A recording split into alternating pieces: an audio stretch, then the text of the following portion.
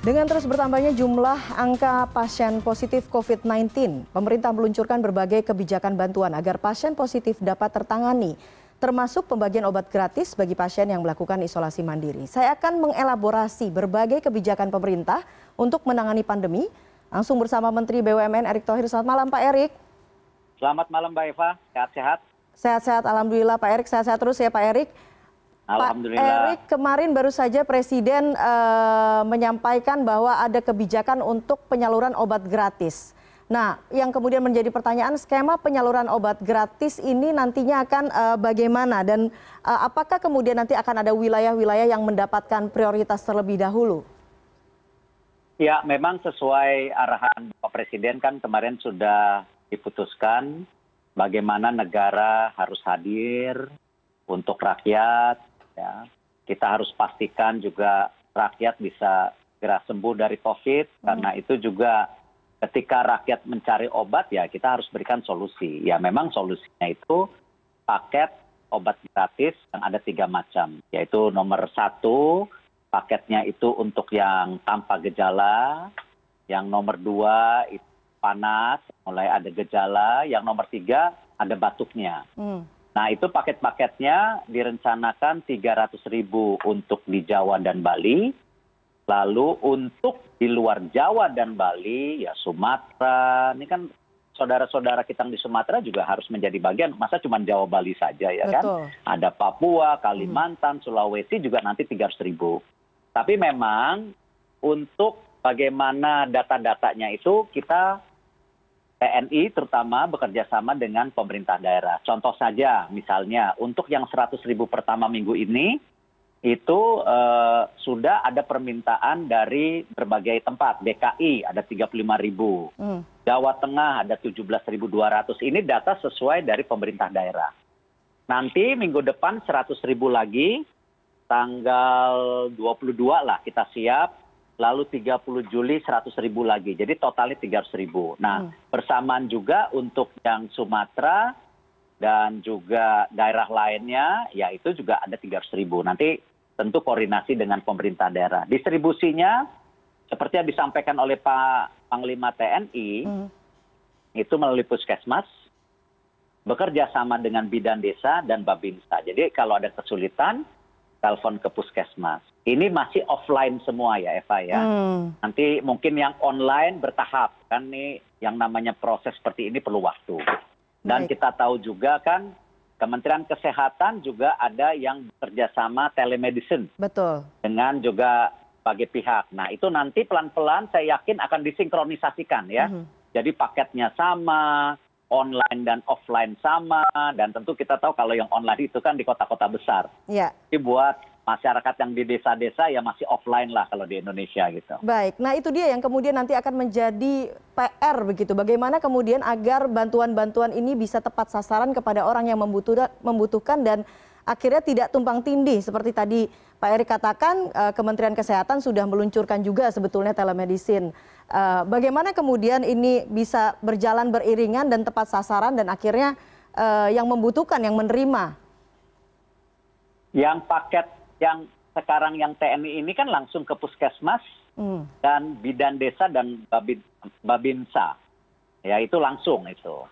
Tapi kalau yang telemedicine itu kan lebih kepada ya perkotaan. Kalau ini kita mau pastiin yang di desa-desa juga dapat. Di kawasan ya mohon maaf ya yang agak kumuh gitu kan itu kita harus bantu. Jangan kita hanya melihat yang kawasan yang intelektual saja kan gitu. Nah jadi tapi yang penting kepastian obat murah buat rakyat tersedia dulu. Itu kita langsung masukkan. Sesuai dengan penugasan ya kami di Kementerian BUMN. Distribusi saya percaya TNI. Untuk yang Kemenkes kita sinkronkan. Saya yakin bisa ketemu kok. Oke. Jadi kita dapat pernyataan dari Menteri BUMN bahwa kepastian obat ini bagi seluruh masyarakat yang sedang melakukan isoman tentunya ya Pak Erick itu bisa dipastikan begitu ya Pak Erick? Iyalah, karena kan datanya juga sama pemerintah daerah loh, bukan kita tebak-tebakan ya. Baik, kalau paket obatnya sendiri ini nanti akan apa saja jenisnya Pak Erick? Karena kita tahu ya Pak Erick ini sempat mempromosikan satu obat namanya Ivermectin Dan itu disarankan untuk yang sebagai terapi obat pasien COVID-19. Apakah itu juga akan masuk di dalam paket bantuan obat ini, Pak Erik? Yang ivermectin itu kan masih uji klinis, ya, tetapi kan sesuai dengan tadi BP POM boleh diberikan sesuai dengan resep dokter. Nah, sama juga loh. Ini yang paket nomor 2 dan 3 pun harus resep dokter. Jadi bukan berarti langsung dikasih. Jadi semuanya juga nanti TNI Polri berdampingan dengan Puskesmas, Bidan Desa, dengan juga tim kedokteran TNI, ya itu sama melakukan yang sesuai dengan resep dokter. Untuk paket pertama itu kebanyakan vitamin C, vitamin D, zinc, ya itu seperti itu. Tapi untuk di paket 2 itu mungkin paket 3 ya, yang agak ini ya, yang agak ada serius keluhan itu, ada batuk panas, begitu ya. hilang penciuman, batuk kering, itu ada azithromycin, ambrofol. Nah, saya bukan ahlinya nih.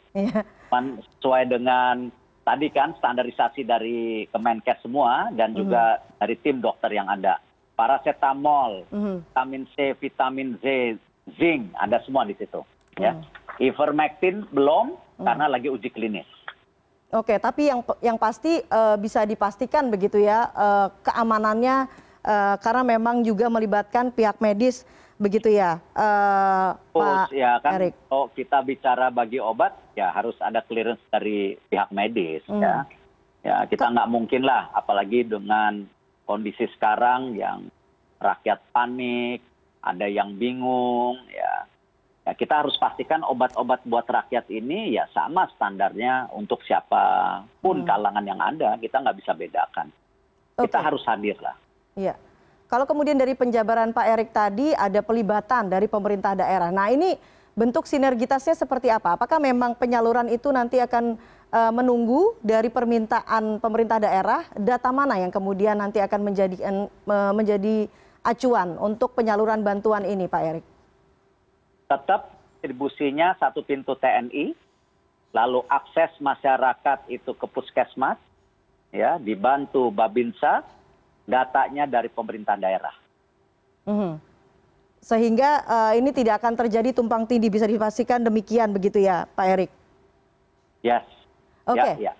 Baik, selain memberikan bantuan obat, ada juga upaya untuk membuat rumah sakit modular. Nah, sejauh mana kemudian rencana ini?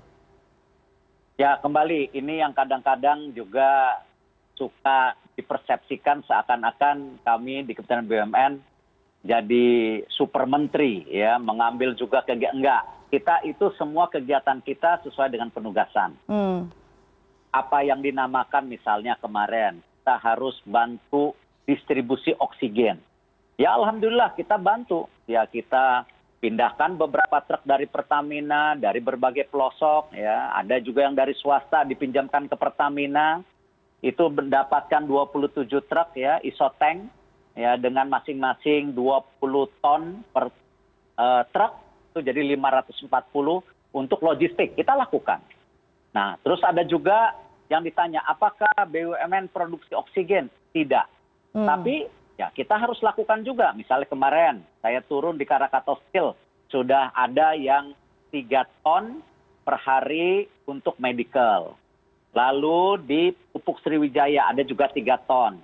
Nah kita juga sesuai dengan penugasan, percepatan yang harus dilakukan, kita mudah-mudahan nanti di Petrokimia Gresik, kita juga ada kita produksi 21,5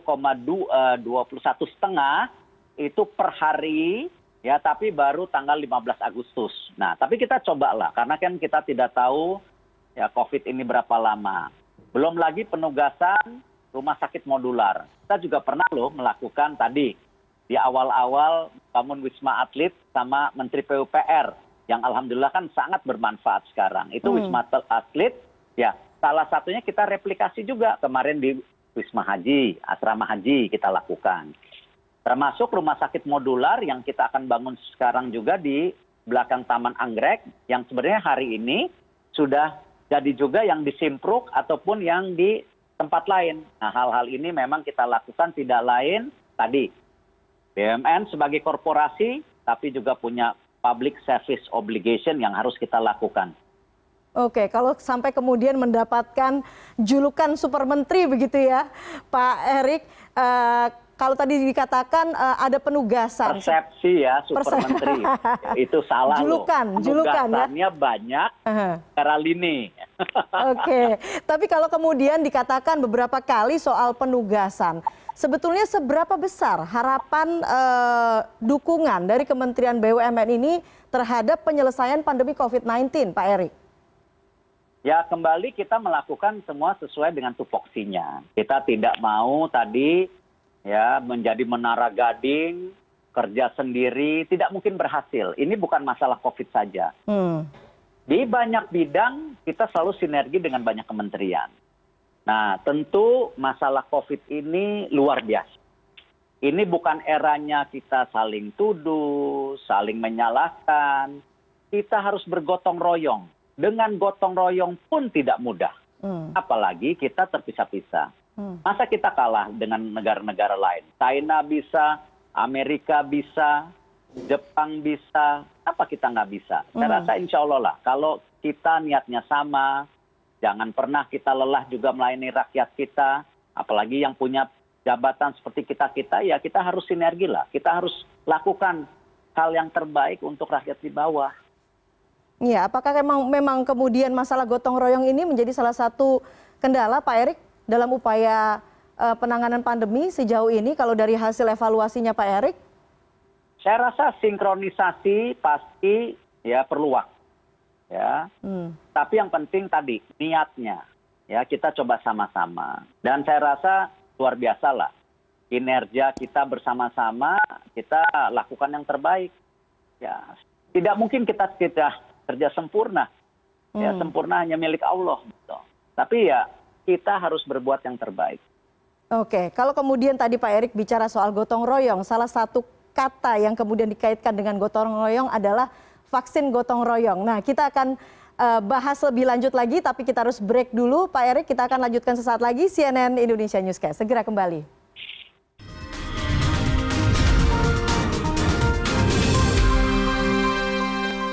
Ya, saya masih bersama Menteri BUMN Erick Thohir untuk membahas penanganan pandemi COVID-19. Pak Erik, kalau tadi kita terputus, saya ingin bertanya soal vaksin gotong royong. Sejauh ini dari kacamata Pak Erik sebagai Menteri BUMN, evaluasi Pak Erik, bagaimana program vaksin gotong royong ini mendukung dari upaya untuk mencapai herd immunity nasional? Ya. Saya rasa kalau kita tahu sejarahnya kan itu jelas bahwa Bapak Presiden bicara semua vaksin gratis. Nah, karena itu ada vaksin program pemerintah ya yang jumlahnya sangat banyak, ditargetkan untuk 180 juta rakyat Indonesia atau 70% waktu itu. Nah, tetapi terus ada perkembangan. Banyak dari pihak swasta, industriawan, semua melihat mereka ingin membantu pemerintah dalam penanganan COVID ini. Dengan cara-cara mereka membeli dan memberikan gratis kepada seluruh pegawainya. Nah, tentu hal ini saya rasa hal yang positif ya. Dan karena itu pemerintah melihat program ini baik. Dan tapi ini semua gratis ya, tidak ada yang berbayar. Nah, alhamdulillah kalau kita lihat sekarang program daripada vaksin gratis pemerintah berjalan dengan baik. Bahkan Bapak Presiden tadi harus ada percepatan dengan TNI Polri. Sekarang TNI Polri banyak buka sentra-sentra. Kami juga pernah buka sentra vaksin BUMN ya. Nah, tapi juga vaksin gotong royong harus dipercepat. Nah, kalau kita melihat sekarang data-datanya, kita sudah distribusi 1,5 juta vaksin gotong royong kepada pihak swasta ya. Mereka menunjuk Permenkesnya masing-masing, sudah terdeliver, mereka sekarang sudah mulai menyuntik. Nah, hal-hal ini saya rasa positif karena memang kan hal ini bagus ketika tadi ada banyak perusahaan juga peduli ingin membantu pemerintah dan memberikan gratis kepada tadi para pekerjanya. Tapi kalau kemudian akhirnya berkembang ada wacana akan adanya vaksin yang kemudian bisa diakses secara individu yang disebutkan sebagai vaksin berbayar. Nah, itu bagaimana kemudian akhirnya timbul wacana seperti itu, Pak Erik? Ya, saya rasa itu sudah dijawab. Di beberapa kali wawancara saya bilang tidak ada yang pernah buat vaksin berbayar, terutama dari saya. Kita bicara konteksnya gotong royong. Ya, disitulah kenapa ada pemikiran percepatan ya dari tentu rapat koordinasi kementerian di mana mungkin tidak akses ini dilebarkan. Salah satunya pemikiran untuk individu bisa mereimburse kepada perusahaannya. Nah, kami berpikir ini hal yang positif saja. Apalagi tadi yang namanya penugasan ya kita lakukan sebaik-baiknya. Karena itu kan kita buka dulu hanya di 8 tadi klinik kimia farma. Kita tidak langsung besar-besaran. Kenapa? Prosesnya kan harus benar. Ya kita harus cek juga yang datang benar nggak individu dijamin perusahaan. Hal-hal itu yang kita ingin pastikan. Nah tetapi tentu kemarin kan ada koordinasi dengan pihak KPK, Kejaksaan, BPKP. Mereka melihat daripada Permenkesnya perlu diperbaiki. Komisi 9 juga bicara seperti itu. Nah karena itu kemarin diputuskan untuk ditunda dulu untuk diperbaiki daripada tadi apa Permenkesnya, Juknisnya, ya. Dan Bapak Presiden sendiri sudah jelas, sudah bicara bahwa vaksin berbayar tidak ada. Tidak bicara vaksin gotong royong di stop. Ya. Vaksin berbayar tidak ada. Oke, untuk lebih jelasnya kita dengarkan sama-sama lagi ya Pak Erik pernyataan soal tidak adanya vaksin berbayar yang baru saja tadi disampaikan oleh Sekretaris Kabinet Pramono Anung berikut ini. Setelah mendapatkan masukan dan juga respon dari masyarakat, Presiden telah memberikan arahan dengan tegas untuk vaksin berbayar yang rencananya disalurkan melalui Kimia Farma, semuanya dibatalkan dan dicabut, sehingga semua vaksin tetap dengan mekanisme yang digratiskan seperti yang disampaikan oleh Bapak Presiden sebelumnya. Hal yang berkaitan dengan vaksin gotong royong, mekanismenya tetap melalui perusahaan dan perusahaan yang akan membayar kepada seluruh karyawan yang ada, sehingga dengan demikian mekanisme untuk seluruh vaksin, baik itu yang gotong royong maupun yang sekarang mekanisme sudah berjalan, digratiskan oleh pemerintah. Baik, artinya kita anggap kemudian yang tadinya sempat timbul rencana untuk individu bisa mengakses tapi kemudian merimbas ke perusahaannya itu gugur begitu ya Pak Erik. Apakah ini nantinya akan berdampak terhadap program vaksinasi gotong royong yang kemudian direncanakan oleh Kementerian BUMN? Ya saya rasa tidak Mbak ya, karena kan memang tadi sesuai dengan penugasan ya vaksin gotong royong ini kan tadi membantu program daripada vaksin gratis. Dan gotong royong ini juga gratis. Nah tentu dengan hal ini percepatan harus tetap kita lakukan. Jadi kalau kita akan fokus tetap bekerja ya, dan tadi sudah disampaikan arahan jelas dari Bapak Presiden bahwa semua vaksin gratis termasuk yang gotong royong sesuai dengan tadi Permenkes yang sudah ada sebelumnya.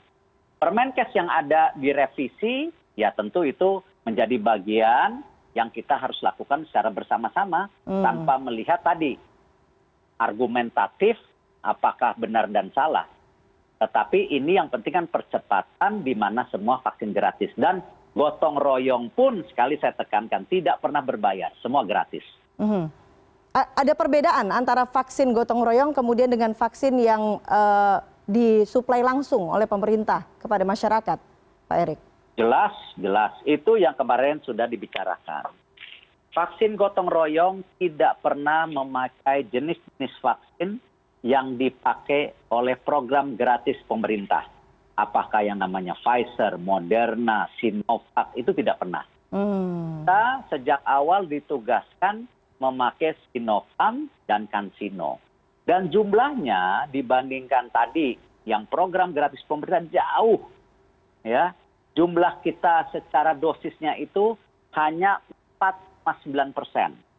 Dibandingkan vaksin yang gratis 95%. Jadi kalau ada persepsi seakan-akan gotong royong lebih besar daripada program vaksin gratis pemerintah yang dimana gotong royong juga gratis, itu tidak benar. komposisinya jelas 5% dan 95%. Jumlahnya saja dari hasil data Kadin yang masuk ke kami itu maksimal 12,5 juta sampai 15 juta.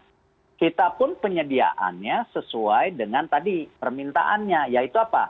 15 juta vaksin Sinovac yang suntik 2 kali jadi 7,5 juta, lalu yang belum datang vaksin CanSino yang jumlahnya 5 juta. Jadi saya rasa komposisinya tidak. Dan justru ada perkataan juga, jangan-jangan kemarin vaksin sumbangan dipakai. Ya nggak mungkin lah.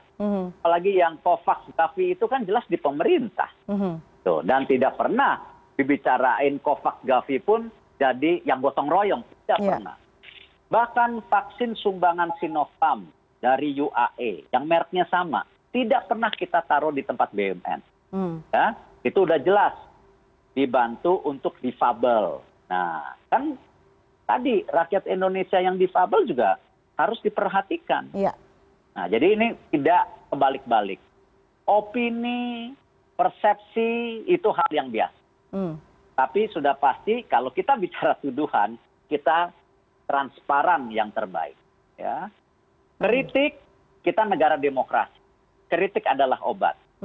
Jadi itu sesuatu, jangan juga kita karena hal itu menjadi sensitif, enggak lah. Kita ini semua mau kerja buat rakyat kok, sama-sama. Kita buka setransparan mungkin. Ya. Kalau ada yang berpikir, oh ini jangan-jangan BUMN pada bangkrut gara-gara PMN karena itu jualan vaksin, salah besar. BUMN itu kontribusi 10 tahun terakhir 3.290 triliun. 1.800 triliun itu pajak. 1.080 lebih itu tadi PNBP. Dividennya hampir 347 triliun. PMN-nya hanya 4%. Dan PMN yang dilakukan pada saat ini adalah semua penugasan lama yang harus diselesaikan. Apa? Tol Sumatera, kereta api cepat. Ya. Kita juga merestrukturisasi yang namanya Jiwasraya. Yang memang program sesuatu hal yang problem di tahun-tahun sebelumnya kita selesaikan. Nah, tapi apa? Ini semua kerja gotong royong. Gotong royong kami dari Kementerian BUMN dengan Kejaksaan, kami BUMN dengan KPK, ya untuk Garuda, kami juga BUMN dengan banyak kementerian. Jadi kita konteksnya sama dan itu hal yang lumrah. Ya, ini negara demokrasi, medianya juga banyak. Ya, kembali kalau kita dikritik marah, ya jangan mau jadi pejabat publik. Kritik itu harusnya menjadi masukan dan terus membangun seperti yang tadi Pak Erick katakan ya. Kita bersama-sama. Dan kuncinya transparan. Buka data, dibuka semua, harus. Ini eranya terbuka. Digitalisasi udah pasti terbuka semua. Ngapain diumpetin? Dan yang penting itu tadi ya Pak Erick, kita semua harus sama-sama bergotong royong untuk kemudian bisa mengatasi pandemi COVID-19 dan juga tentunya dampak dari pandemi COVID-19 ini sendiri. Pak Menteri BUMN Erick Thohir, terima kasih atas waktunya di CNN terima kasih. Indonesia Newscast. Selamat malam, salam sehat Pak Erick. Jaga protokol kesehatan. Siap, CNN Indonesia Newscast segera kembali.